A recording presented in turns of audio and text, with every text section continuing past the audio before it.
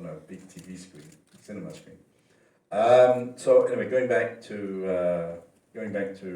the question. No, it was Plan A. Plan A was always that we had this great data. I think airlines don't realize how great their data is. But the second point of our data is that it's ASEAN. I think one thing missing from the presentation is that our aim is to be an ASEAN super app, where BigPay said very clearly they're going to be an ASEAN digital bank. Big Rewards is very ASEAN.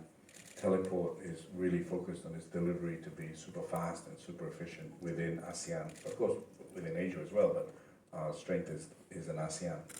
So it is not Plan B, but obviously we've accelerated this Plan A in this post-COVID world, but we think aviation will definitely come back. We can see from our domestic flights, I just had friends texting me saying, well, all your flights are full. And we just have to wait for the borders to be open. We hope that will be imminent. I think two things that are moving in our favor. One is the vaccine, and two, which is not written about enough, is that people are recovering very fast. The death rates have dropped dramatically, and many people just get the cold. We obviously get a lot of information from India, and even older people. Some of our parents of our staff have recovered very quickly, and they're much older. So air travel is not about getting out of aviation. It's very much about the aviation complements what we're doing. But AirAsia Digital can also run on its own without aviation. So it's a fantastic scenario that we're in right now. Second, flight to nowhere. We got to look at it, I suppose. But with AirAsia, you can fly to somewhere. So I don't really think, you want to go to Langkawi, you can go to Langkawi. I don't know whether people want to do air tours around KL, maybe. But right now we believe if you want to go for a flight, go and book a flight, buy our unlimited very soon, and fly somewhere, not anywhere. But if there's a demand and people just want to get on a plane and look out the window, if you're not in the window seat, then you have a problem. But there's a revenue opportunity there. We will charge more for the window seats if we do those flights. But at the moment, I'm not a big believer in it because I think in Singapore you can't fly anywhere. So that's why probably you have to do a flight to nowhere. But in Malaysia you can fly to a lot of places. So if you want to fly, book a flight now on airasia.com. Okay, thank you. And so, we can't second guess the valuation, but we'll just continue telling the story. I think we have a far better story than some of the companies that are being mentioned, and a far better future, and a far less cash burn, because me and Din started this airline with 1 ringgit, right? So our DNA is all about cash and building. You can ask any of the guys here.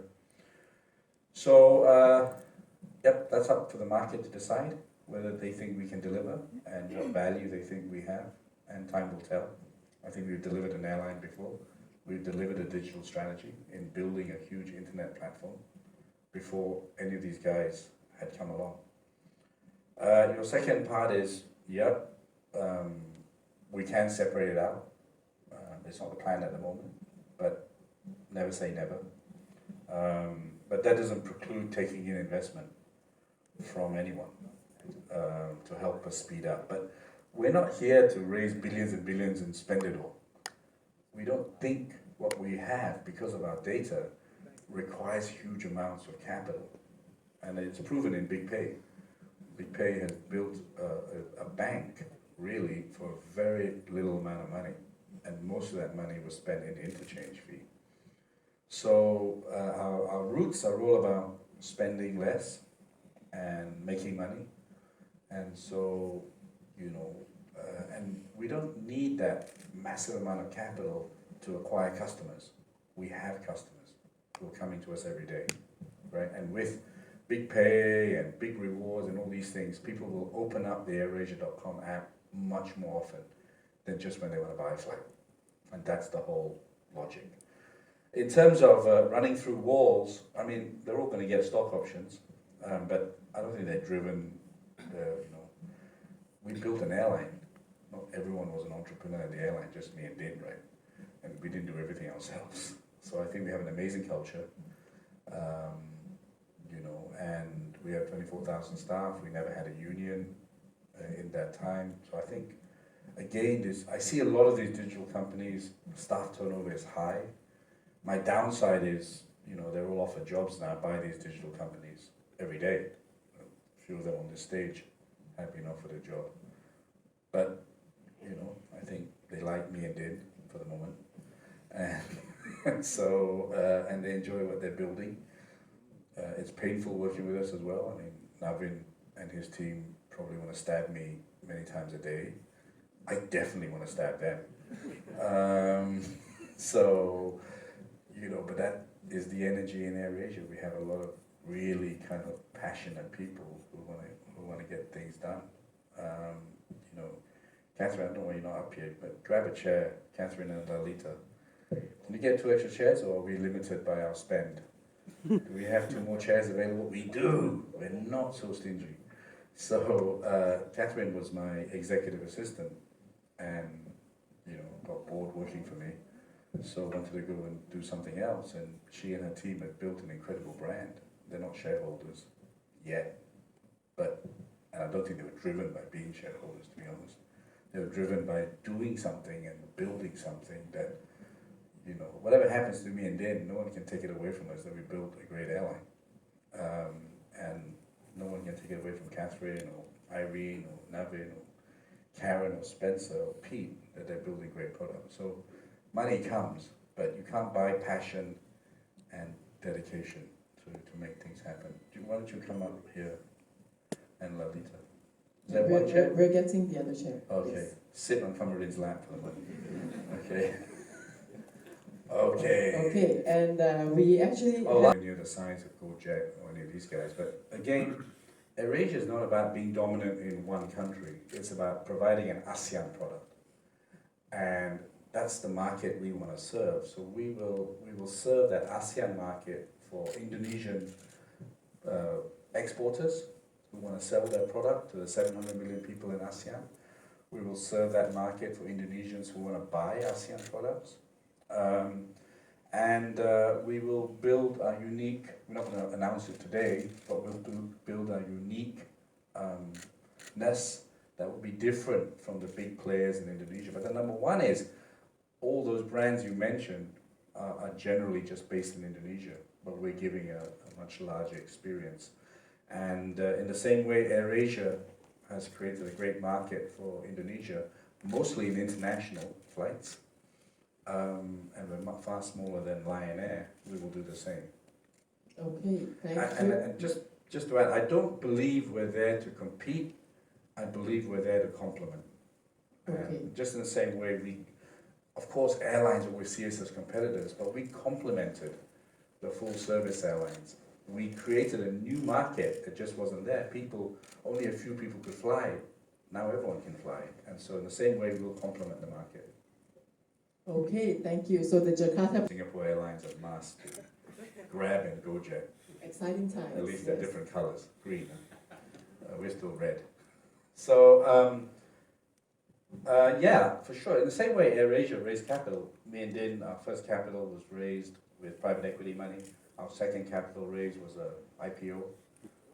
We will do the same, exactly the same.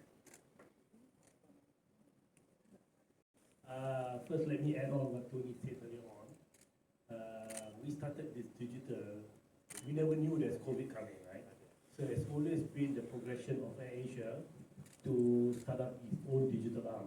That's why you can see 2 years back, 2018, we had a conference among the staff and called Digital 3.0, is it? Yeah. So we've gone into Digital 3.0. We may not have the entity that we have today, but we have started that initial journey. And it's a normal course of the business. The initial business entity was set up to complement. And then as we grew the company, you see a lot more entities who add on. Because it just, because of the COVID, it actually accelerated some of the entities that we wanted to set up in that progression. Anyway, I think all the entities within the AirAsia Digital, some of it may be more mature than the others, but all the entities that we've seen has huge potential, especially now with the COVID, the acceptability of digitalization is more than before. So people readily accept the fact that you don't have to go to a grocery store, you can dial in or you can just zoom in and then get your orders delivered to the house. So lifestyle has changed. And as you know, we started with aviation, but it's always been a lifestyle group of companies. We've got into things that people were wondering what were we doing when we sponsored Manchester United, when we're doing all those stuff. But actually we're building a lifestyle that not many people can afford, but today a lot of people will be able to afford those kind of lifestyle. So if you ask me, sorry, long answer to a short question, ask me whether there's potential. I think there's huge potential. Unfortunately, AirAsia alone is only being covered by aviation analysts. So a lot of focus has only been aviation. So you look at a lot of issues on fuel, on foreign exchange and whatever not. But this huge part, which is 100% owned by AirAsia, has a lot of potential that has not been factored in. So if you look at it, I believe there's a lot of potential in AirAsia as a group. Whether we demerge it, whether whatever we do it, as it stands right now, it's still 100% owned by AirAsia and offers a lot of potential and prospect. Some of it may be earlier on than the others, as some of the companies we started earlier on and have somewhat matured and ready for the next phase. Thank I hope you. I answered your question. Thank you, Dr. Din. We have another question from Arthur. Clarity between airline, when me and Din started 19 years ago, and this digital journey is uncanny.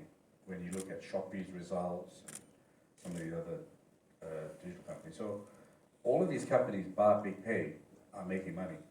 And BigPay is only because of the interchange fee, which we're discussing with the regulators. So, you know, we're making money now. And I hope to continue to do that and grow that. I think all our destinations will still be in operation. The frequency may not be as great initially. We don't know what a post-COVID world is going to look like. But if you look at domestic, that's a great snapshot, right? We're launching a new route next week. Not many airlines are launching new routes. Thailand has launched 2 new routes, and we're launching Kuching Langkawi very soon. We're doing many more interior routes in East Malaysia, and the demand is there. So I think from an AirAsia standpoint, I can only talk from an AirAsia standpoint, I think business travel, intercontinental travel, first class travel is going to take longer to rebound. But short haul travel has proven already with our domestic, both Thailand and Malaysia, we're about 70% load factor already. And we keep adding capacity. Thailand's about 80% of pre-COVID, and Malaysia's about 60% pre-COVID. And so that's my only yardstick. But I think extending that to Thailand, so Malaysians flying to Phuket, to southern China, eventually to Indonesia and Philippines, will come back much faster than the others. So on your map, I think we'll have the same number of destinations. Frequency may be a little bit less for a while, but profitability will be up because there's a lot less capacity in the market. And I think I answered. Did I answer all the questions? Yeah. On to what Tony said, I think aviation will still be there. There's still a need for aviation because you look at the geographical location of where we are in, you still cannot replace air travel. Because just compare Malaysia, East Malaysia and West Malaysia, you still got to fly to Sabah, Sarawak. There's no easy way of it. I think the government tried ferry Malaysia and whatever not over the years. But obviously what we've proven is that affordable fare will be able to connect these two. And the same is Indonesia. So it's all divided by bodies of water, so many islands. So how do you connect them? So I think the role for aviation will still be there. You know, so it's just a question of time when when they found a vaccine or people start opening up. So I'm not too worried about the aviation side. And as far as the digital side, some of the companies in AirAsia Digital are already businesses within AirAsia that we took it out as a company and set up. It's already business. Santan is already part of AirAsia. It's doing very well. Its logistic was also a cargo division in AirAsia. AirAsia.com, when AirAsia started, we also were looking at other OTAs, and you're paying the same thing. So now we're just extracting businesses within the group into corporate entity. And as I said, some of it maturity because it's already there for the decade. As far as spending on a tech company and all that, huge money has been spent in developing the tech as well as acquisition. So as Tony pointed out in his first presentation, a lot of these acquisitions are done for virtually free because we already have the data. Some of them have to induce people to use the thing so they'll be able to collect the data. We have the data are readily available for the team that we set up an analytics team to actually determine from this raw data for all the various businesses. So in terms of cost, in terms of development cost, it probably be setting up the platform. But the platform, you can actually template. There's huge platform out there. It's just that you got to realign it and make sure that it's in tune to whatever business you're developing. But having said all that, all of these are readily available within the AirAsia group. It's just extracting them out and putting them in the right place. It's like jigsaw puzzle. So we believe we'll be able to go out there, offer these businesses at the lowest cost possible. Yeah. So that will answer, I think, your question on cost of setting up a digital company or the fate of AirAsia going forward. Thank you. Thank you. And now we will move on to one question from the regional media. Yes, we do have plans to expand to Santan, especially Manila next year, hopefully.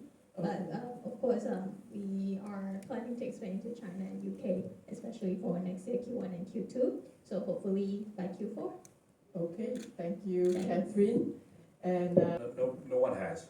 Bank Negara is still in the consultation phase, and I think I've been told, I'm not sure it's accurate, but end of the year they will finalize that and then put out the terms. And we've been told 5 digital bank licenses will be given out. So they have a process hasn't started. okay, and we have one more question coming in from the Philippines, and the question is from Tony.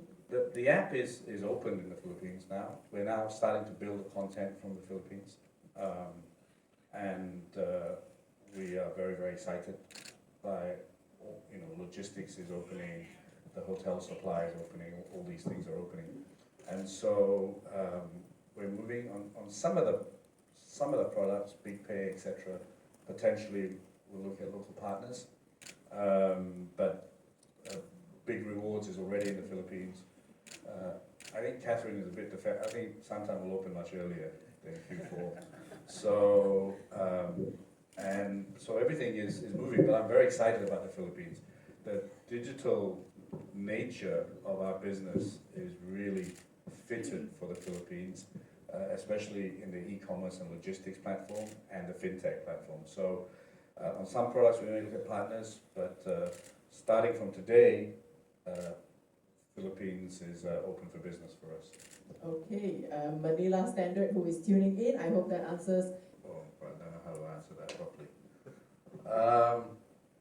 Diplomatically, it's not my strength. Yeah, I wouldn't say it's a competitive advantage. I think it's the model, the low-cost model. You can see it in Europe anyway. Is definitely going to bounce back faster than the premium model. Long-haul model. I think the premium short-haul model will be strong as well. I think, people, not everyone wants to fly AirAsia. People want to fly on a full-service airline as well, to Phuket or to Bangkok or to Jakarta. So I think short-haul travel will bounce back faster. I think in the economic climate we're in, low-cost travel will have an advantage because our fares will be more affordable and people will look for value. In terms of capital, we don't have a number. We don't, we're not. Could be convertible, could be debt, could be equity. We're just starting that process. Our head of strategy, and Irene are running that process. But we don't need a lot. I mean, we built this all on our own capital so far, just like we built AirAsia on our own capital. So we will see. We have some debt capital coming in. Actually, I just remembered that has been secured for a part of the group, Teleport and Santan, our farm, and that will be announced soon. And then Irene is looking at convertibles and equity. Okay, thank you. And we have